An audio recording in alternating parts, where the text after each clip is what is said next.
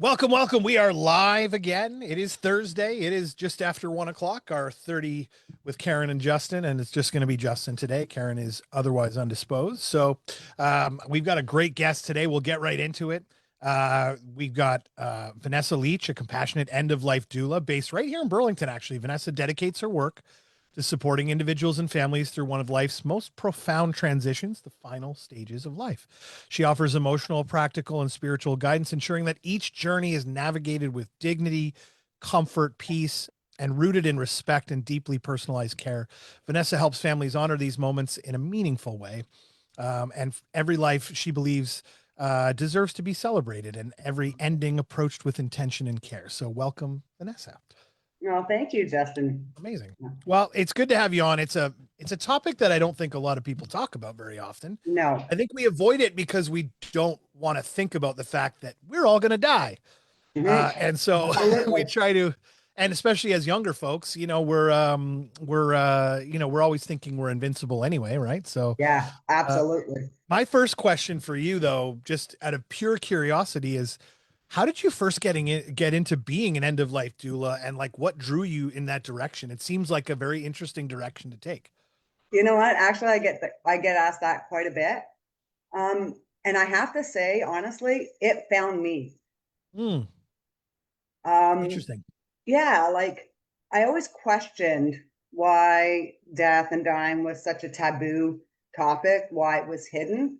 Mhm. And, to go back, my first recollection, I was 10 years old and my godfather had a massive heart attack and died. It was all hidden from me. I didn't even know till I wasn't told till after the funeral Mhm. that Uncle Lauren had died. And even at my age, it still bothers me because it was so taboo. Oh, you can't tell the kids. Oh, you can't tell the kids.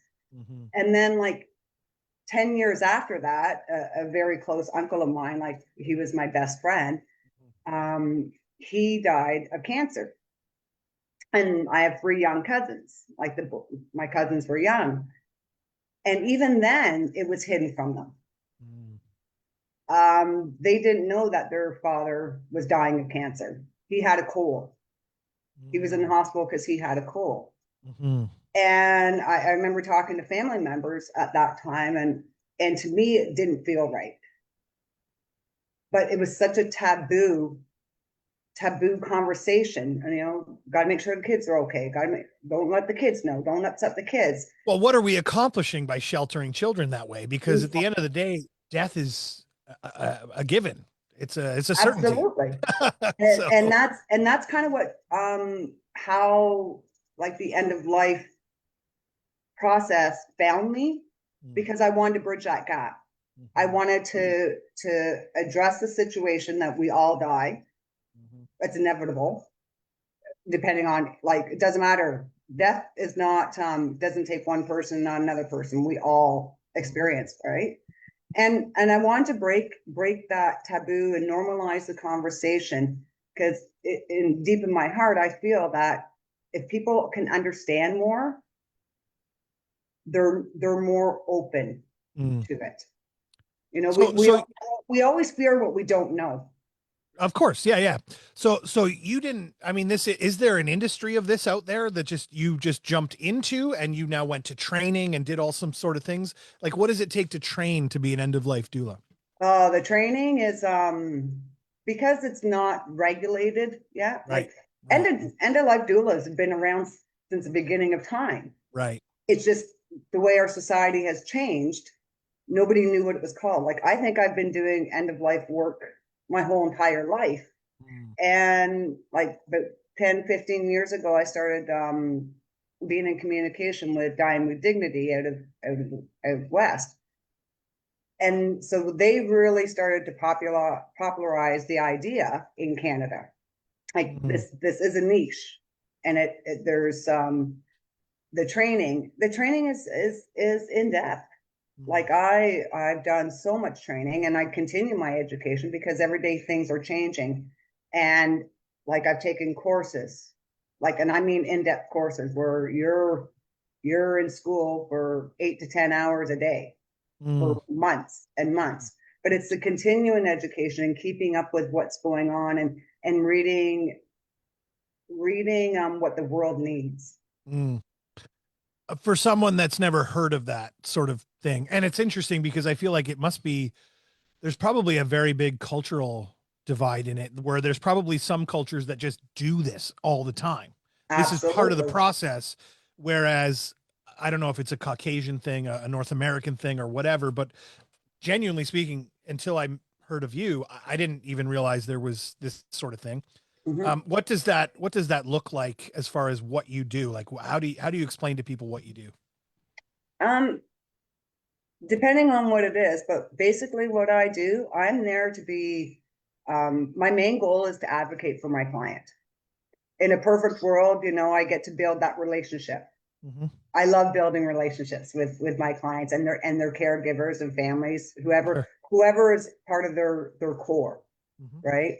Um, it's I sit and talk with them. I talk about their wishes, and we have those hard conversations, right? So I'm there for the compassionate. I'm there as a resource. I don't know everything. Mm-hmm.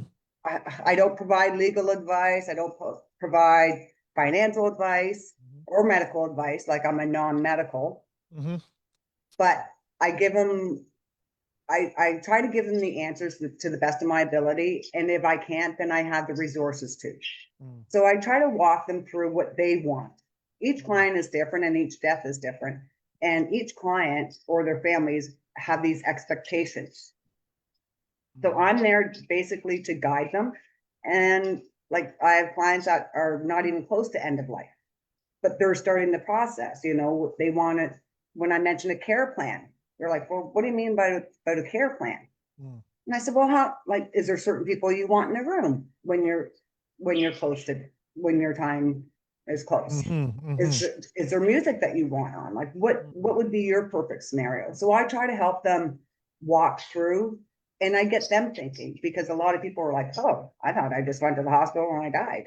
I'm like, well, no, you have right, And are, right? are you in the room during a lot of times during the end of life? Absolutely. Right. I do incorporate that if that's what the client wants. Right. Yeah. Yeah. Of course. Yeah. Yeah. If the client wants me in the room, absolutely. If they want me outside the door to be with the family, absolutely. Mm-hmm. I'm there when they take their last breath, and I'm there for the caregivers and the family. So it's practical and very emotional support is really what we're doing here, It's but also very helping people clear their brain to be able to do these things in a functional way, because I would imagine there's not a lot of clear thought no. in those moments. A lot of times people are panicking or they're Mhm. scared or they're, whatever emotion they're going through that clouds the thought process. So they don't know what to do or who to be Yeah. around or what to have to do. And that's the best part about building that relationship. Like, I do get called in as if you want to say, the 11th hour, Mm, and that's when all the chaos is mm, happening. mm, There's a saying, when someone dies, there's 87 questions that go through your mind in the first 60 seconds. mm, So, and that puts so much stress on family relationships. Like, I've been in some situations where, you have that albatross that flies in all of a sudden, and, you know, so I'm there to help mediate mm. and advocate my clients' wishes. And that's why building the relationships are so important. Like, and not just the relationship with the client, but their primary caregivers, with their clinical team, with their spiritual You know beliefs. what? That is a really great point. I love that you use the word advocate because we've been in some circumstances recently with myself and some family members having been to the hospital and having to need required care from a hospital at a hospital level. And I'll tell you right now, even just going to the family doctor and getting referred to a specialist, if you're not chasing and chasing and chasing to try to get, sorry, we're allowed to swear here. So if you're not chasing to get shit done, stuff gets left and you get thrown to the bottom of Absolutely. the pile and you're not thinking. Imagine being in that stressful situation and not really knowing what to do. The advocacy of that situation is so important. Mhm. So it sounds Absolutely. to And me like, especially when you have family, right, that are going back and forth with right, you. Right. And you've got other different ideas and concepts, and everyone's got a different opinion. You can help bridge that gap and be the mediator. Absolutely. And that's my main goal. Like I want for my client, say at the end of life, I want their death to be to be as comfortable as possible. And once the death happens, there's still work to do for you. Yes. My job doesn't end just because Yes. my client dies, right? Right. Right. And that's why, like when I'm talking with families and a client, we work on legacy projects. You know, what do they want? Like a video of their life shown. Do they want to do a scrapbook to be sat out for a visitation so that people can see their lives? Do you have recommendations for therapy and different things like that as necessary based on the circumstances? Yeah. Absolutely. Absolutely. Like we do, we do grieving, like I do virtual grieving sessions, the last Sunday of every month. And it's an open forum on my Facebook group. And, you know, if you want to join, you join. So we talk about the grieving process. Like I said, my job doesn't end when my client dies because there's so much more after that. A grieving process, there's no timeline to grieving. I have clients from 5 years ago that once in a blue moon. I know 100% what you're talking about. Yeah. Well, just call me up. Yeah, the circumstances of the person passing away plays heavily into that. We have friends that lost their child, and it doesn't ever go away. No, it doesn't go away. Someone told me a really great sort of analogy or sort of parable relating to that. It's the idea of grief being a stone that you put in your pocket, and the stone and the size of that stone doesn't change. No. But the strength that you have to be able to carry that stone changes. So you either strengthen yourself to be able to move forward and carry on with that stone, because you don't want to lose that memory. No. And I refer to it as healthy grieving. Right. You know, because in so many circumstances, grieving can just go to the other end of the spectrum, right? Where you're getting like alcohol abuse, substance abuse, it can go in that way. So what we really try, and that's why I'm always open to the conversations, because I really try to put them in the right directions for healthy grieving. And whether that be giving them resources to, you know, because I have clients throughout Ontario and, you know, and I talk to people in the USA as well. So I try to resource whatever's closest to them. And I try to meet them with their needs, because like I said, I don't know everything. And personally, I don't feel qualified to do everything.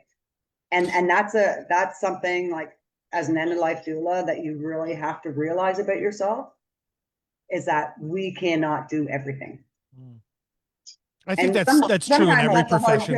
That's a hard pill to swallow sometimes. Well, no, I think that's true in every profession. You have to focus on your zone of genius and then bring in support pieces where you need them. Absolutely. Right? You know, you're not qualified to sit in front of people and have a therapy session with them necessarily, but at the same time, you can have people say, okay, here's the person you should talk to with relation to this.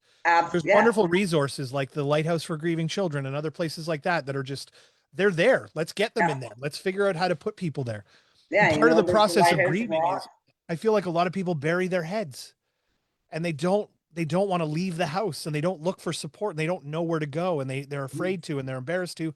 You're the person that guides them through that space. And that's what it is, you know, guiding and like even with families who have lost a loved one, or even pets. I get calls from parents who have lost, like, I can imagine, their fur animal, and they're like, how do we tell the kids? That's fair. What could, right?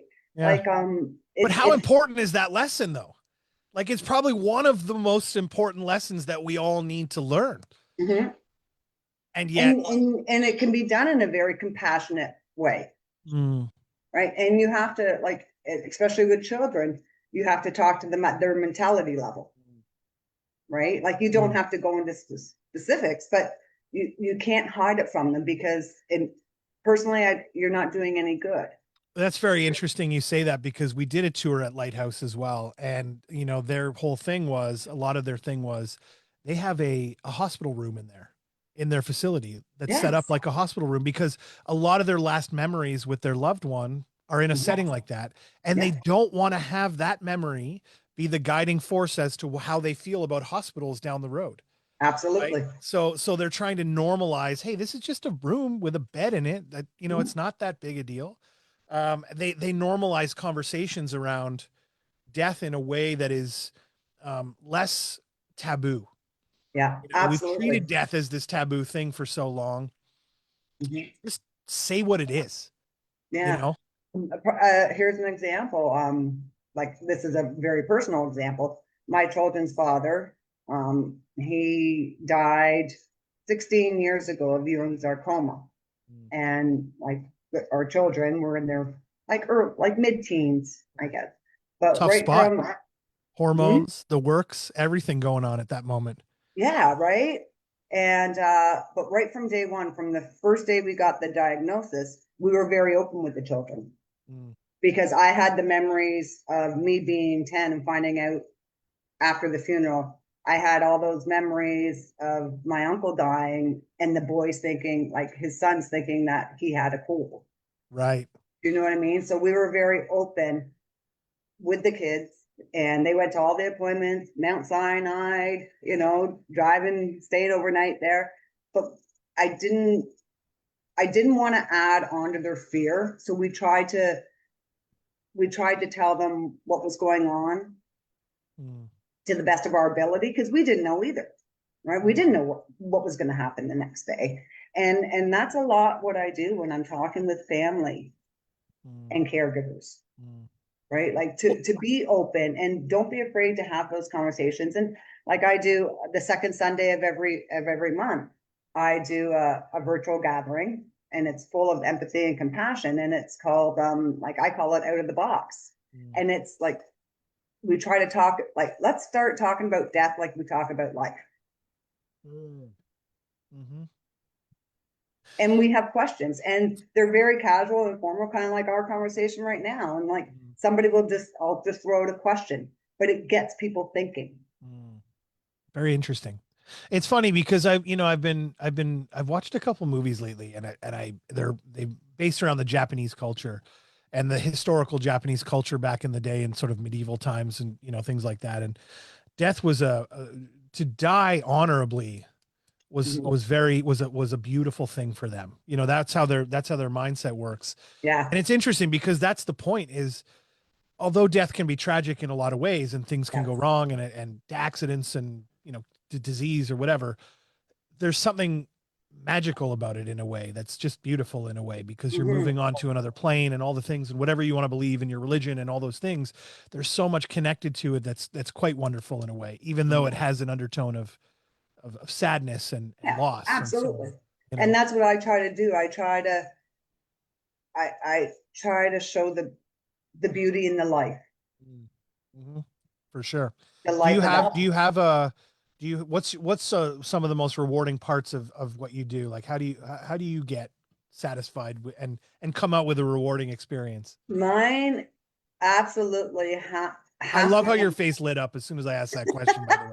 No, but that's so that's the true test of someone that genuinely loves what they do, because I've Yeah. asked about the most rewarding thing and your face just went, yeah. And I was like, oh, so that shows you that you love what you do for Yeah, sure. I absolutely do. I absolutely do.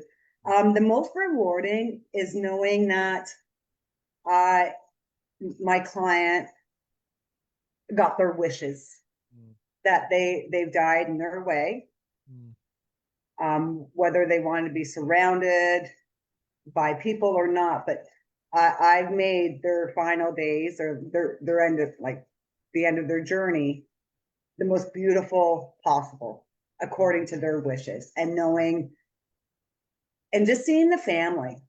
Like it's a real different it's such a good feeling when, like, I've been in rooms where the client has died and the family's there, and they're crying obviously because of that sadness and that, like, brick that's sitting on their chest. Mhm. But you see a glimpse, you see that smile, because they're like, you know what, when's that peace? Mhm. And just to see that is has to be the most rewarding. Mm. Absolutely. And I think it's funny because people always, when death occurs, I've been to a few funerals and wakes and things in the recent months and whatnot from people that, you know, some that were shocking, some that were, Yeah. it was time, you know, and what tends to happen in those moments is people fall back on the lovely memories and the happy memories, Mhm. you know, the happy moments they had with those people. And that's where those smiles kind of come from, because, Yeah. you know, you see the sadness and then someone cracks a joke that relates to something that person said, and everybody with their just suddenly goes, and Right. it's like, Yeah. there's that happiness within the sadness that kind of comes from it. It's very interesting.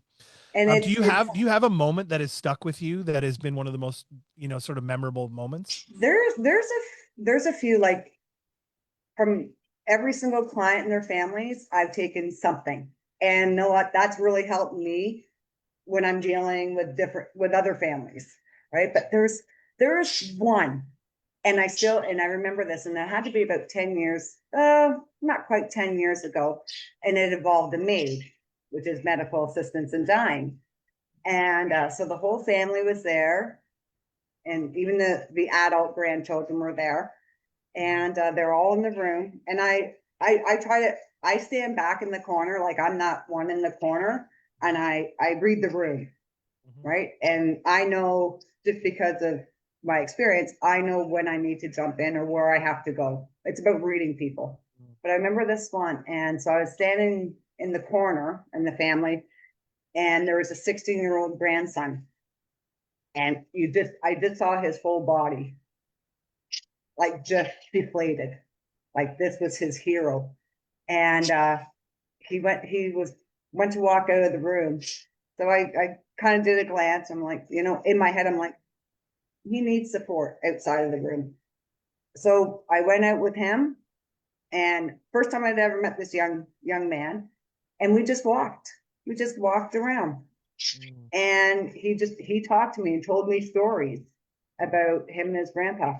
But I could see him lifting his shoulders again, because he couldn't talk to his parents or the other family, Mhm. right? Because they're grieving as well. So I was like that sounding board for him. Mhm. And I said, when you're ready, we can go back. You don't even have to go into the room. If you want, you can sit here, and I'll sit with you. Mhm. And it was such a small moment, but it still sticks in my mind. It's very interesting because I just watched a documentary about this poor lady in the US that got killed by her neighbor. I think the documentary is called The Perfect Neighbor. Yeah, And the actually, I just aftermath watched of it the it, other day it's too. it's really good. And there's a moment in it, I don't know if you saw, with the body cam footage where they're talking to the little son who basically said, he turns around and he goes, my heart is so broken, or something like that. Like, and it was Mhm. just a very, like, if you're watching this show, you're like, oh my God, this is so emotional. And what I find interesting is, I imagine that young kids, first of all, we always laugh because they fall down and scrape their knee and they bounce right back up, and all these things that they go through, and they tend to be like rubber and they bounce back up. Mhm. And I think that they are probably almost like the most resilient. I think adults are probably less resilient. We shy away from telling our children about these things and talking about them, but I feel like, you know, they are the ones that are going to handle it a heck of a lot better than probably us as adults Yeah, in a lot of absolutely. ways. Right. Yeah. And part of what I love of what you're doing there with this young man was the example of, like, when I tried to teach my own son how to skate, it didn't work.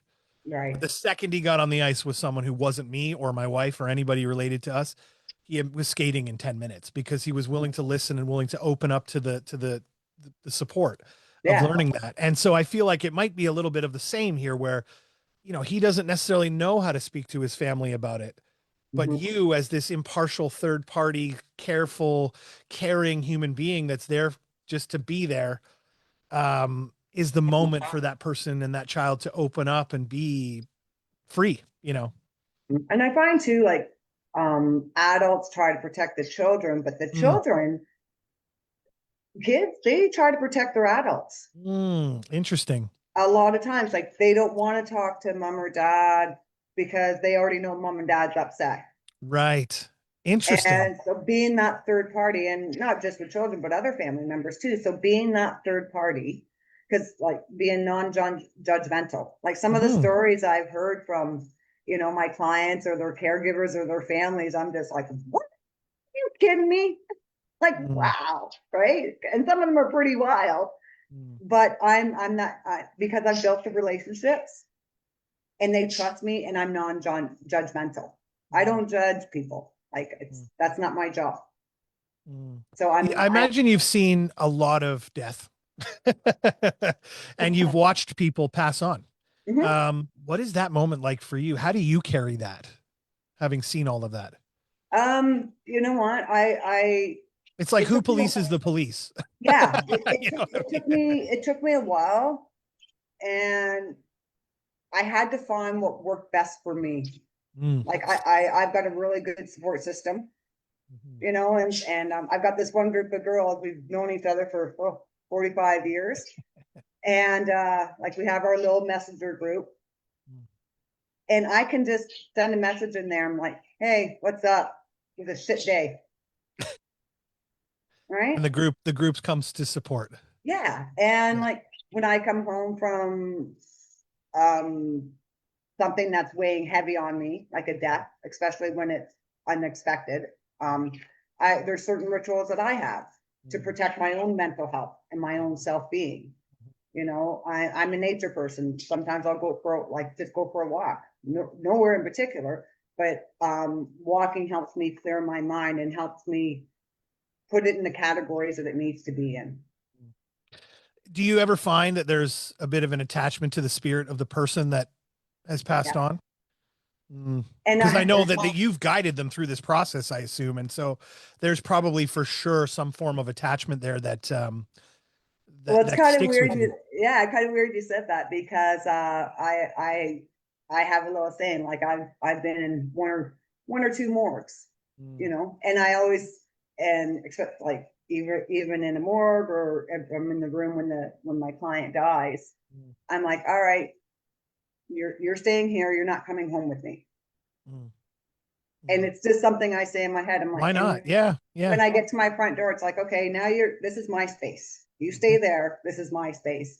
And it's just something that works with me, But you that's know, and part of your process too, right? Like, I mean, yeah, that's all part of the process of what you go through within the framework of the things that you do, right? So yeah, you know, makes and perfect sense. mm, Makes perfect sense. No, it's this is, you know, I'm always blown away by people that like yourself that put others in front of themselves. Like you're putting yourself in this situation on a daily basis. You're putting in yourself in front of death vulnerable situations. Yeah, daily, but for the sake of, okay, I get it. There's monetary gain and you know, you're running a not business. much. So no, I understand that, but my point is that like that's let's call it what it is. But Yeah, the reality of it is that you could have chosen whatever other profession. Your life, because of something that happened to you back in the day when you were young, has now become this. And what this is incredibly selfless and mhm. in a way, in its own way. And I really applaud people like yourself, like nurses, like, you know, people that are putting themselves in, Our medical is just oh, unreal, amazing. right? And So, I really do bridge that gap between like we know how overworked our medical teams are right now. mm, Like totally. like PSWs or nurses, like they're just so overworked. And I really bridge that gap between that clinical team Mm, and the person, mm, right? Because I had a client in the summer who's not near end of life at all, but was in the hospital, and we're in that mm, sandwich generation right now. We have older parents, we have kids, we have grandkids, and we have our lives. So I had this client, and I went to the hospital breakfast, lunch, and dinner mm, because she couldn't feed herself, or the kitchen, they just put the tray on, like the food tray down. mm. The nurses are so busy, they don't have the time to come in, open up everything, and sit Agree. there and feed Yeah. them. Like Yeah. they're just so overworked. Mm, So I was there, I got called in. So for a week, breakfast, lunch, and dinner, I went there and fed. mm. That's incredible. And It it's just, it's such a selfless thing. And it's just to put yourself in that position feels foreign to myself and a lot of people, quite frankly, because it's a position that we're not used to thinking about. So opening our minds to it and understanding it is step one, but also thanking yourself and people like you, because I know you don't ask for thanks. You just want Yeah. to have the situation be, you know, wonderful for everyone involved, or as good as it can be for everyone Yeah. involved, Yeah. you know. And I also like the idea. So I learned a long time ago, you've said this a few times and I'll give you credit for it. A long time ago, I learned about, we talk about the golden rule, which is treat others as you want to be treated. Mhm. But I also learned about something called the diamond rule, which is I think where the level you're at, which is Mhm. treat others the way they want to be treated. Because And I might like that's certain things, but they might not, and they might not want to be treated that way, whatever.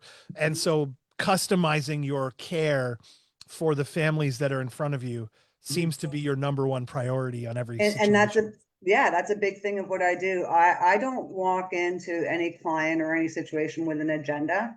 Mm, I walk in and meet the client where they're at. mm, I mm. meet the caregivers where they're at. I love that. I, because everybody's on different levels. Some clients, they're like, yep, let's get this done. I know exactly what I want. Mm. Other clients have no clue. Mm. Well, They're this just, is incredibly inspiring and lovely to hear. And what we're going to do is all of your contact information, or your, do you have a, I'm assuming you have a website or something yeah, below. So all Andrea usually puts puredignity.ca. that all below in the chat. So Yeah. anybody looking to connect with you, just go below in the chat, click on the links that are down there, and Yeah, and reach out if you're going the through best something. spot actually is Facebook. That's Perfect. my Facebook group for Pure Dignity. That's fluid. We're having Okay. conversations and the upcoming events, because I am starting like I do the virtual every for our second Sunday of every month, where Hmm. we're opening up that dialogue and that compassionate conversation about death. So what I'm planning now is taking that into establishments like community groups and even like bars, Nice. right? I Very have cool. like these questions and that in a casual atmosphere, because you can't just jump in there, right? And say, It hey, who also, wants but to talk about that? it also brings people's guard down more. Yeah, Right? yeah, Like you go to a place that feels therapeutic, it's going to come across that way. You go to a pub and it's like, we're all just here to chat. It's cool. Have some yeah. fun. And there's like weird. I kind of use this deck of cards, and there's questions that just make you think. Like, for example, here's one of them. The best death for me would take place A, at home, B, in a Mm. hospital, C, while doing something I really, really love. They're fun questions. And then there's some questions that like really make you think, but we keep it on a casual level. Very cool. But And it you host starts these events pretty regularly, or you're going to start hosting them? Yeah, I'm planning to. I'm just setting some up now. Like right now, where it's just virtual. Yeah, Like I said, the of second course. Sunday of Yeah. every month. But yeah, I'm reaching out to the community and saying, hey, and just trying to explain to them how it works. Mm. Some didn't get it, and then they're like, I get it now, Mm. Very cool. right? But Very it's just cool. it's a casual conversation, and unfortunately, it's a conversation that hasn't been had, that really needs to be had. Like, I know you're a numbers guy, and I was in a workshop last week, and the speaker said something, and I was just like, whoa. They've done stats and all the numbers, and by 2030, which really is in like 5 years from It's not now, that far away. there's gonna more the world's population over 65 is going to be higher than under 18 for the first time ever. Doesn't that blow you away? That's incredible. Yeah, they figure by 2030, more of Wow. the world's population will be over 65 than under 18. Wow. So We need to have more we babies. need to have these conversations now. Mm. A, we need to have more babies, and B, we need to talk about the people that are on their way out, Yeah, it wasn't because that there's a lot of them. isn't that crazy? That is nuts. That is a huge stat. I love that. Yeah. Actually gave me goosebumps, and I don't even know how to respond to that because that's incredible. And it was funny because I'm thinking, oh, 2030. And then I was like, oh, geez, we're in 2025. Yeah, yeah, Like, yeah, yeah, oh yeah. and It's then I not that thought far. about my age. I'm like, oh, I'm not far off from that. Yeah, yeah, yeah, yeah, yeah. Wow, that's amazing. Well, Vanessa, this is Awesome. This is such a lovely conversation. You are an incredibly lovely human being, and this has been great. So Yeah, thank you it's for been fun. chatting. I totally appreciate this, Justin. Like getting to Oh you yeah, and no, it's we just do this for fun, but also to help yeah. you guys because we want to get everybody a platform to have a little bit of a voice, right? Otherwise, how would you get your voice out there, right? Well, and I go back to your videos because if I'm looking for something, I go back to your live Q&As because I'm like, hey, I think he had someone on or he mentioned this. So Cool. Yeah, no, that's really the idea. Just bring value to the public, right? So, and value to absolutely. you to get your message out. So, Yeah, no, this it's has it been literally wonderful. one of the hardest things I can imagine you have to do in your position, but you know, probably one of the most important when it comes to that stuff. Hmm. Supporting people through their grief is just so selfless and so interesting and so wonderful. So, And you thank know you for what? what you Like do. I've had careers in my life and financially they were great, but it they didn't have my heart. Right. So when I decided when it became more available in Canada, and I was like, yeah, this is it. This is it. This and financially, you don't go into this for the money. If you do, you're in the wrong business. Um, It's one of the things you need to think about when you do any business. yeah, Right. I right. mean, yes, of course, we all want to make money, but the way that you actually make the most amount of money longer term and create the most amount of success in your industry, whether it's monetary or not, is by having that compassion and that outward concern for the person that you're I dealing don't have with. a lot of repeat clients, if you know what I mean. That is the best. We should end on that note. Okay. So Yeah. thank you so much, Vanessa. We're running Thank up you, against it. Justin. I appreciate your time. All the links will be below.